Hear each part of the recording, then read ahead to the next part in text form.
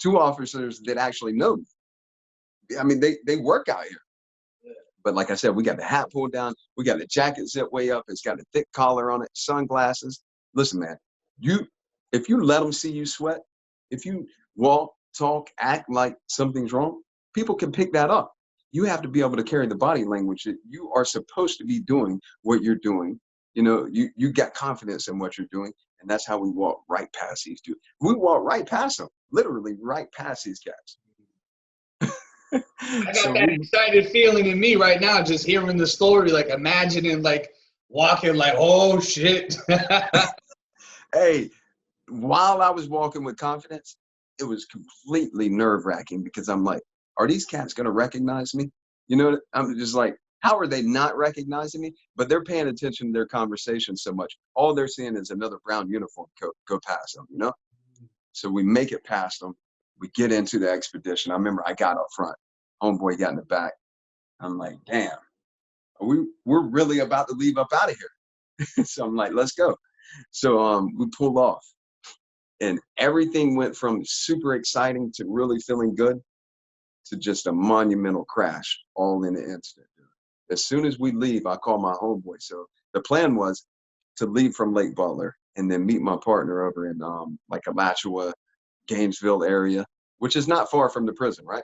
Yeah. We were going to meet him where her doctor's office was, like at a hotel right across from the doctor's office. And when I called my dog up, I'm like, hey, man, I'm on the road, man. You coming to pick me up? He's like, bro, I can't come. I'm like, what? Fool, I just escaped from prison. Right? what, what, what do you mean you cannot come? He's like, listen, man, my kid went in the hospital last night. I'm at the hospital with my kid. I can't come. I'm like, oh, no. I'm like, now I'm thinking, do I go back? Should I go back? I'm really feeling like maybe I should go back because it's all just kind of, it's unraveling. My plan is just falling apart. And the only plan that I had was plan A. Just get out of prison, got my tickets, meet my homeboy, get on the airplane, and that's it. I didn't have a plan B. So now I'm just like, oh no. So when my partner says, the dude that I just called, he's like, listen, man, go to the same place. I'm gonna have my little brother come and meet you. Go with him. He's gonna take you to his job site. And then later on, after my kid gets out of the hospital, I'll come pick you up. I'm like, oh man, I don't even know your brother. He's like, man, it's cool, blah, blah, blah. Now, this cat that I'm talking about was a dude that I met in the county jail. I did 2.5 years in the county jail straight fighting my case. While I was, you know, you meet a lot of people in there. And I met these two dudes that were really good. It was three brothers, three Mexican dudes. And they had a fourth brother. So they were all in there on like a some type of conspiracy of I think it was for heroin or something. And they all went. They were in there for federal charges, and they all three went to trial. One of them beat it, and then two of them went to prison. Well, the cat that beat it is the one that I called, and he's like, "Yeah, I got you, no problem." Well, their fourth brother that didn't get locked up with them, when we'd be in the jail talking, they always said, "Oh, we don't really mess with our little brother too much. He ain't on. He's not, he don't roll with us like that. You know, he does something totally different." And this And is the that's who one. he, huh? This is the one. That's who he's telling me to go with. The Uh, brother that when we were in the jail, they always said, we don't really roll with him like that. He ain't with us, you know, he's our little brother, but he ain't into the things that we're in. So I'm like, damn, you're telling me to go with this kid. But I don't want to go back, man. I literally am like, screw it, man. I'm gonna take my chances. I don't want to go back. Obviously, my want to leave and escape from prison is far greater than a lot of people's because I actually just done what a lot of people just daydream about. So I was like, all right, man, I'm gonna go with your brother. Man, as soon as we meet this kid and we get in the vehicle with him, he starts panicking. He's like, oh man, I don't want to get in trouble. Oh, I don't want to be involved in nothing. He was just real scared. And I'm like, listen, man, nobody knows I'm with you. Just relax, man. Everything's cool. Just chill. We still got officer uniforms on. If anything, we're just riding past. Nobody's even looking twice at us because all around Alachua County, Union County, Baker County is nothing but prisons. And a lot of the people that are right around there are correctional officers. So we just look like some correctional officers riding down the road. Nobody's messing with us. They didn't chase us. You know what I mean? They're not looking for him. So I'm like, dude, just relax. Take it easy. So we end up going way far out into the country. And as we were heading out into the country, I remember it was early in the morning. I remember we crossed over this river. And as we crossed the river, I looked out and seen the sun coming up on the left-hand side of the vehicle. I just remembered that, right? So now we get to where his job site is, which was a farm that's down like 5 miles of dirt road where nobody lives at. There's not any people out here. It's just farmland, like farmland that tractors are riding around on, right? So we get out here, and the kid's still acting paranoid. He's still acting scared. He's still talking about, man, I don't want to get in no trouble. And I'm just like, oh man, this is all bad. So I end up, after we're sitting here for a little while, I go get on my phone. You remember I told you the phone to begin with, the battery was dead. Well, at this point, it went all the way dead. So I go get up on the tractor with the kid, and I'm like, listen, man, let me use your phone. And he's like, he's trying to tell me he doesn't want to let me use the phone. I'm like, listen, man, you're going to have to let me use this phone. Either that or it's about to get bad out here, man. You're fixing to let me use the phone one way or another. And so he just finally, he's like, all right, here, man, use the phone. Take it easy. So he lets me use the phone. I call the girl, the lady correctional officer that helped me escape. I'm like, hey, listen, this is all bad. I got a bad feeling about it. This is where I'm at. I need you to come and get me. She's like, all right, cool. I'm on my way. Don't worry about it. I'm gonna come and get you. So at that point, I get off the tractor. I go way out in the back of the farm where my partner's sitting at. It's like, I don't know, like more than a football field from the road. It's far. So we're sitting back here in the tree line and, the back of the farm in the woods, but you can see the road up front. Well, while we're sitting there waiting on her, I see an unmarked cop car ride by. Now, mind you, we just went down miles of dirt road. Nobody lives out here. There's no other people out here. And I know that's a cop car. I've been dealing with cops and cop cars and undercover cop cars since I've been a kid. I've been running from these people my entire life. So I tell my homeboy who's with me, who really, he was only in prison because he got caught up in some shit. He's never really been like in too much stuff. I tell him, I'm like, listen, bro, that's the cops. We got to go. He's like, man, that's not no cop. Because, it's an unmarked car, right? I'm like, bro, that's the cops. So then right behind that, the K9 truck from Lake Butler rides down the road. Like, bro, that's K9. We know them people. It's time to go, homie. So he's like, oh, all right, I guess it is the cops. So at that point, bro, we take off and we just start running through the woods. Now, earlier when I told you, I'm constantly working out. I'm constantly keeping myself fit. Well, prior to all that, I had been running the track and running the track. I'm looking like Forrest Gump running around the track. Like this dude just keeps running and running and running, right? But I knew this might come about and maybe I got to run from the cops. So we're running and running and running.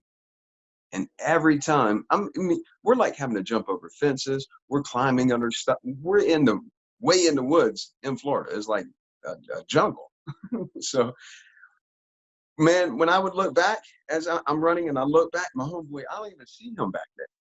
I'm like, damn, where is this cat at? You're back here just walking around, just hanging out like you're out on a Sunday walk. Well, these cops are coming. They're going to kill us out here. They are not going to take us back peacefully. So every time I wouldn't see him, I'd turn around and run back and be like, bro, what are you doing? Come on, tighten up, man. Let's go. And he's just like, oh, he's all worn out. Like, let's go, man, because I know at this point, if I run off and leave this dude, like if I keep going, there's no way he's going to catch up where I'm at. So if I do leave him and they catch him, they're going to kill him. If they catch either one of us, it's a wrap. We are KO, done. It's over. They are going to kill us in these woods. I mean, they're killing people in the compound. Yeah. You think for 1 minute that if you escape from Lake Butler, these people are going to kill you out here in these woods. So I know if they kill him, even though if I get away, I'm going to get charged with that, just because it's a crime that's going on. So I'm like, oh, nah, there's no way I can't leave him. Plus, he's my homeboy. I don't want to leave him anyways. So we're running and running, climbing, crawling, jumping. I run back to get him who knows how many times. And then finally, or the whole time we're running, I knew when we crossed that river and I seen the sun was on my left-hand side, I knew keep the sun on my right side and we'll get back to that river. Because if you keep the sun on the right side, I'm going back toward the direction of where the river was. And finally, man, it seemed like it was like maybe an hour, maybe an hour and a half of just running and running and running. we get back to this river. And when we get there, have you been to rivers in Florida? I think so. Cause I went like camping or something for school one time. We had to do So like a canoe type of thing, and there's fucking gators in there with us. It's terrifying. You know, I was born in Boston. Like, I didn't know there's gonna be fucking yeah, dinosaurs and shit just hanging out with me. I'm fucking like this here. Like, oh shit, wasn't ready so for that shit. you already know, right? But even with all that, like there's alligators and just all type of crap going on in the rivers in Florida. A lot of them are cool to swim in. And when I got to this river, bro, it just looked peaceful, like just smooth glass, like no problem. It's a long ways across to the other side, but no problem. I'm gonna make it across here, right? Now, when we get to the river, the banks of the river are real high, and then the water's way down. So you got to like make your way down to the water. Man, when I get to this water, and it's cold out, like I said, it was in November. So not only is it cold, but I've been running for probably an hour, maybe an hour and a half. So now my adrenaline's pumping. The cops are chasing us. I'm tired. It's just a combination of conflicting things going on all at one time, right? Bro, when we jump into this water, it was ice cold. Not only is it ice cold, it was a spring-fed water, but it feels like there's just this massive current of just madness that is flowing underneath the water. Where it looked peaceful on top, it is just mayhem underneath the water. And it's just like swirling around me. And I'm like, oh, this is getting bad because I'm trying to swim, but I'm so freaking tired. And now I'm feeling all this cold water. You know, my temperature's up from running and running and running. It's just getting bad, man. And I get into about the middle of the river. And I'm like, oh, man, I don't know if I'm going to make it. Like, literally, I've never been in a position where I'm just like, oh, I don't know if I'm going to make it. I always feel like I got to weigh out some type of way. Man, I get into the middle and I'm just like, oh, man, everything's weighing me down. These clothes are heavy. The shoes are heavy. So I kick the shoes off. Bro, as soon as I kick the shoes off, where my feet were like floating in the water, my feet just sink. And now I'm like, oh, because the shoes were help keeping my feet afloat. And now I'm just like, oh, now it's just even worse. And at that point, I'm just like, man, I don't even know what to do at this point. I'm just kind of like, I'm giving up at this point. I'm just like, you know what? I'm just gonna drown. Screw it. And I have never ever been the type of person who's been like trying to hurt myself, give up on myself, just quit. But at that point, I was like, I don't want to go back to prison. Man, forget it. I'm not ready to go back. I'm gonna drown. So, bro, when I tell you I have been into all type of things for many, many years of my life as a teenager, young kid coming up. I mean, I've been in the shootouts, been in all type of just fights, neighborhood fights. I've been hiding in the front of a bucket of a front end loader with dude shooting a rifle at me, and I'm shooting a pistol at him. He's shooting a rifle at me. Bullets are ricocheting off of this front end loader. I mean, them type of things are scary, right? Nothing compared to almost drowning, but that's the most scared experience I have ever had in my entire life. I mean, I'm under the water now. I'm like spitting and choking and like everything's turning black. It just feels like the world is just closing in on me. And the only thing I thought of, it was like a split second thing, thought that crossed my mind was, if I drown right now, my kid's not going to have a dad. I mean, I don't know how much you could really say I'm being a dad at this point because I'm trying to escape, you know, and here it is. I'm sitting in prison to begin with on a 10-year bid for manslaughter charge.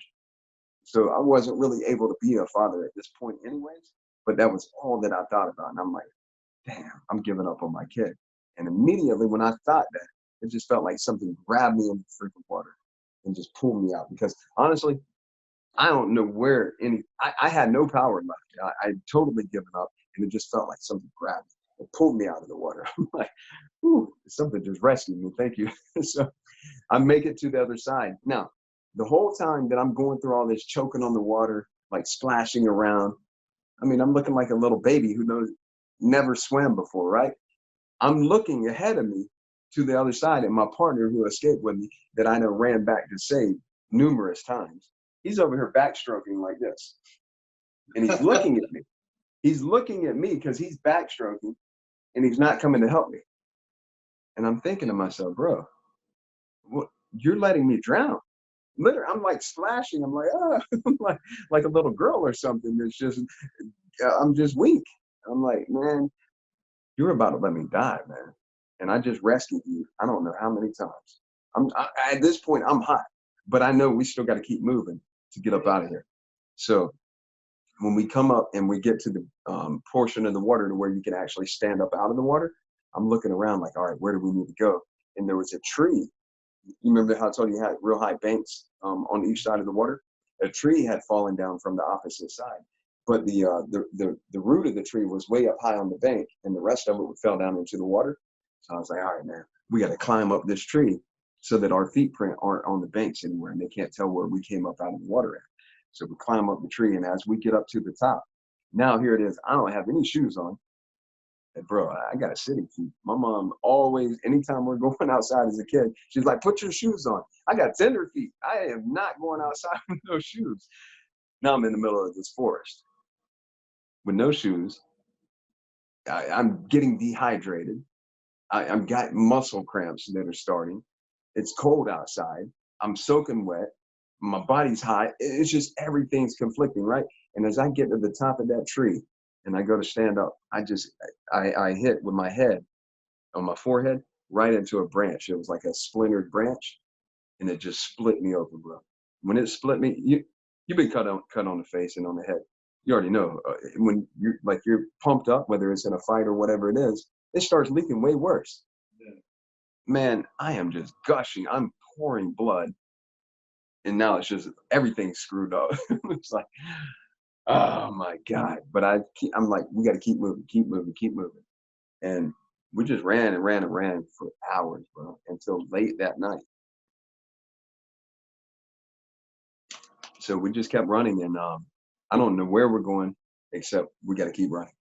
And while we're running, those muscle spasms that I was getting, the cramps, my hamstring, the first time it did it, one of my legs just like bent backwards, like my hamstring Charlie horse, and was like stuck. And I fall down. I'm like, oh, oh, my leg. So my dog bends my leg back out, right? I'm like, oh man, like I was hogtied at that point without being hogtied, because I was incapacitated. My leg was done. It was folded. So my dog bends my leg out. We start running.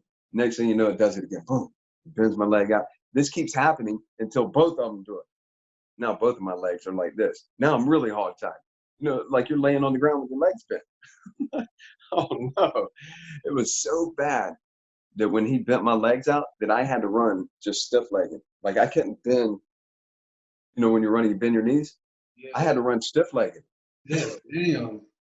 Bro, I'm running stiff-legged. I'm bleeding. I got no shoes on. I'm dehydrated to the point that I'm getting muscle spasms. And I'm like hobbling around stiff-legged, still outrunning this dude. This is like the prison Olympics. Hey, and I'm getting gold all the way.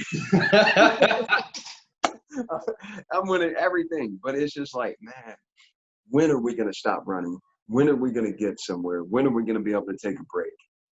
But I know there is no break. We got to somehow we're just in the middle of woods. Yeah. Finally, we come out of that when it starts getting kind of like in the evening time, and we end up in a neighborhood. We start looking for like keys in a car. We're looking for some type of way out of it, but nobody left their keys in the car. I'm like, bro, every time we would find a house, I'd be like, all right, man, I'm hurt at this point. I'm like, bro, I'm gonna wait over here. Go see if you could find me some shoes at least. We can't find any shoes. We can't find a way up out of here. Finally, we make our way out of the neighborhood, and we end up at like this long, it's like a road, but they call it like a highway way out in the country in Florida.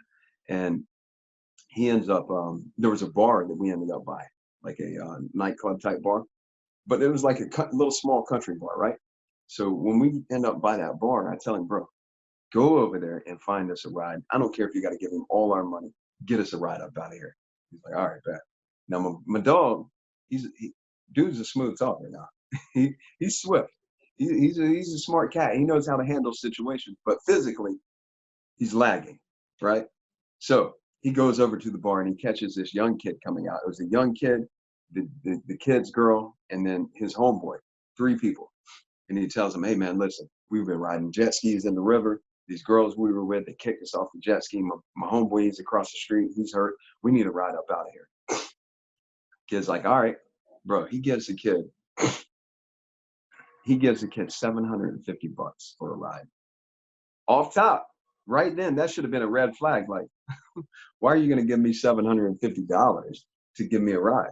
You know, immediately he should have started questioning where we're from, who we are, what's going on. But he was like, yeah, come on, no problem. I'll give you a ride. He pulls across the street, comes and picks me up. I'm over here laying in the bushes, bloody. My shirt's bloody. I got no shoes on. I'm scratched all up. I'm just looking like a pure maniac. But he's still like, all right, come on, let's go. So when we get in the car, it's in a little two-door Honda Civic. Immediately, my legs are cramping. I'm just like, oh, this is bad, bad, bad. So the kid's like, man, I'm going to take my girl home. His girl was pregnant. He's like, I'm going to take my girl home, and then I'll take you guys wherever you want to go. I'm like, listen, man, you got $750. I'm going to give you $50 more. Get me a pair of shoes when you go in your house. He's like, all right, no problem. So we pull up to his house. He gets out. His girl gets out. His homeboy, they go in the house. They come back outside. He's got a pair of shoes with him. They were slides. They were like not gel slides, but you know the ones just the one piece across the top. They were like flip flops or whatever, right? Yeah. I ended up taking these to prison with me. But so he comes out. He's got the slides, and his dad comes out with him. And his dad's like, "Listen, man, I know who you guys are. I've been listening to it on a police scanner." The dude, his dad was a volunteer fireman. He's like, "I've been listening to this on a police scanner all day." We're like, "Listen, man, we didn't give your kid $800. Keep the money. We're just gonna walk up out of here. We don't want no problems." I remember, like, I lifted my shirt off. I was like, "Look, man, I don't have any weapons. We're not trying to hurt you guys. All we need is a ride out of here. If we don't get a ride and these people catch us, they're gonna kill us, man." So the dad, I still can't understand where this dad's thinking came from. When we told him this story, his dad was like, "All right, cool. I'm gonna let him give you a ride." Bro, if you've been listening to this on a police scanner all day, and they're reporting that two people escaped from prison. One guy got an armed robbery charge, and the other guy's got a manslaughter charge, and they just escaped. And now they're asking for your son to give them a ride. Hell no, I am not letting you take. You are not taking my kids or going in the car with my kid anywhere. You know what I mean? And Yeah. this man just said, "Yeah, I'm gonna let him take you." And then when we leave, he calls the cops and gave them like the information on the car, the tag number, the color of the car, tells them we're in the car. I'm just like thinking back, if we would have just been pure, just straight maniacs, like cold blooded, just whatever, right? The minute that the cops got behind us, Buddy's a hostage. Yeah. You know what I mean? That's why I still can't think to this day, understand what this man was thinking whenever he was like, "Yeah, I'll let it go ahead. I'm gonna let y'all go, take them wherever they want to go." And then he calls the cops. You just put your whole son's life in jeopardy. You know what I mean? Crash dummy. Huh? You used them like a crash dummy. Exactly. I'm like, was he tired of his son or something? You're trying to get rid of this kid? So here it is. I'm in the back of the car. I got the slides that he gave me were Corona, like the Corona beer. They were like a blue and gold color. Got slides on. My feet are greatly appreciating the slides. But my legs are still Charlie horse. I'm like, "Bro, please stop at the store. Give me some Gatorade." So it goes, gets the Gatorade. We whip up out of the store. And as we're heading down the road, state trooper passes us. When the state trooper passes, the kid's like, "Hey, man, he just did a U-turn." I'm like, "Oh, yeah."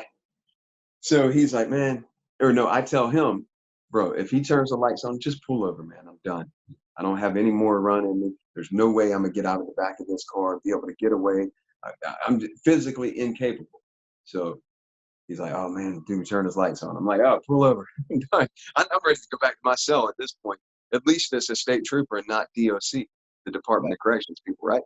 So pulls us over. Dude draws the gun on her. Everybody out of the car, hands up. You know the drill, right? So here it is. We're on the side of the road. We're like this, our back facing him, and my legs Charlie horse, bro. My legs Charlie horse. I fall on the ground. He thinks I'm trying something, but I'm not. My legs just gave out. So I fall down. I'm like, ah. So he runs and jumps on me. He's like, he thinks I'm doing something. So, he wants to jump on me, twist me all up, and, start screaming at me. And, all the typical cop crap, right? So I'm like, "Man, I'm not doing nothing. You got me, man. I'm done. My legs Charlie horse." So it gets us in the car. Me and my co-defendant, we're in the same back of this state trooper. And when we're sitting in the car before the Department of Corrections, the DOC, before they get there, my partner's talking to this guy, making conversation with him. And I'm back here like, hey, bro, listen, man, stop talking to this dude. He's taking us back to prison. He's not your friend. What are you doing? But thankfully he did, because as he's talking to this man, he's like, they're talking like friendly talk. DOC pulls up and they surround this cop car, bro. When they surround the cop car, they're telling him, let him out of the car. They're like outside of his car, like shaking their hand, pointing at him, like threatening him, trying to put down on this dude, telling, let him out of the car. He's like, no, I'm not letting these people out of the car. I'm taking them to the county jail. They committed the crime. They escaped from prison. I'm taking them to the county jail. I'm going to book them in the jail. You can come and get them from there. Thankfully, my homeboy was talking to the dude, because if he was like me, just like, man, I ain't got nothing to say to you, take me back to prison, attitude, bro, he would have turned us over. We'd have never made it back to prison. Yeah. No type of way. So he did. He took us to Alachua County. They held us overnight. We went to court the next morning. And when they came to pick us up, now it's like on the news everywhere.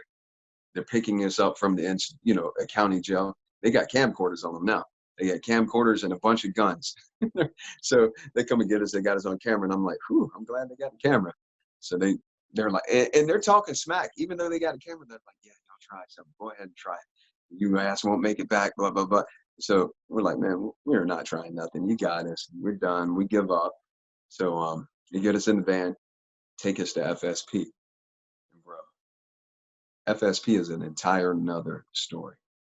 Florida State Prison, CM, maximum management. That's a whole nother world right there, man. Like, I've been to confinement, other camps. Nothing's like FSP. That place is brutal, bro. Damn, so that is a crazy ass escape story. And I've even heard, I don't know if it's true or not, but is it true that Lake Butler actually had a cemetery? Yeah, they do have a cemetery. They got a cemetery. You talking about for prisoners? Yeah. Yeah, absolutely they have a cemetery. But here's what's crazy about that. So while I was there, before all this transpired, obviously, I worked my way in with one of the best bosses that you could possibly get in the maintenance building. So he was a civilian, but he was a retired lieutenant. He worked like 38 years for the Department of Corrections and then came back as a civilian. And while you already know, most of the people at any prison, especially Lake Butler, the people that are employed there are not treating you like a person. They're treating you less than their dog. You know what I mean? Less than their family pet. At least their family pet, they're like, hey, buddy, and they're like all nice to it, right? They're not treating you nice at that place at all. But this man, my boss, bro, he just treated me like a normal person. You know what I mean? He treated me like a normal person. It was cool working for him. But he gave me the inside scoop on years and years and years of all the crap that was going on at Lake Butler. There's people buried where they built institutions right there, where they built buildings. There's dudes buried under them buildings. There's people buried in the woods that nobody knows about, that they have killed, gotten away with it, and buried them on that property. So they do, yeah, they have a cemetery, but they also have burial grounds where they buried people that nobody knows about. They've murdered people there. You know what they do when they killed people? They'll put them on a diesel therapy transfer, permanent transfer. So every time it says, oh, buddy went to HCI or buddy went to Dave, as soon as he gets there, now it looks like he's transferring for somewhere else. And their people would call, and they would keep calling and calling and calling. This is way before social media, right? Yeah. So their people would call and call and call until they just quit calling. And literally quit calling, and dude would just be listed as always on transfer. And buddy's dead, buried right there on Lake Butler. That shit's crazy, bro. I remember when I got cut and I was taken down to medical, they were busy with somebody else. They literally gave me a diaper, an elderly fucking diaper to hold against my face while I'm bleeding. Yeah. And I'm sitting in the hallway, and the guy that's with me, he's an orderly, and his job is to bag up the bodies of the elderly people that die. And, you know, they had a little unit or whatever at the end of the hallway that you could see into, and it's basically just a ton of old people fucking like on machines and shit. Oh, yeah. They're just waiting to die. And all his job was bagging up bodies. That's all he did. And I mean, it's like I said, bro, it was the most demonic fucking place I've ever been. And the fact that you escaped from there and survived is insane, bro. We definitely gonna have to lock in on some more videos because you have a ton more to speak on. But hey, I appreciate you jumping onto the show. We're gonna have to run that soon, bro. You have any last things that you want to say to everybody?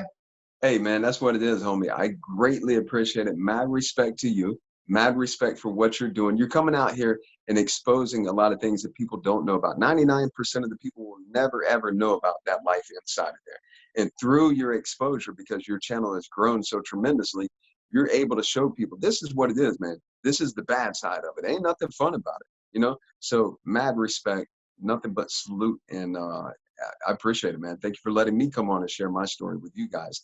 But more so, I appreciate what you're doing, you know, making some people aware, a ton of people aware of how this system really is in Florida, man. Definitely, bro. Much respect to you. Absolutely. We're gonna run these videos up soon, bro. But till then, I'ma holla at you. All right, now, we'll chop it up, man.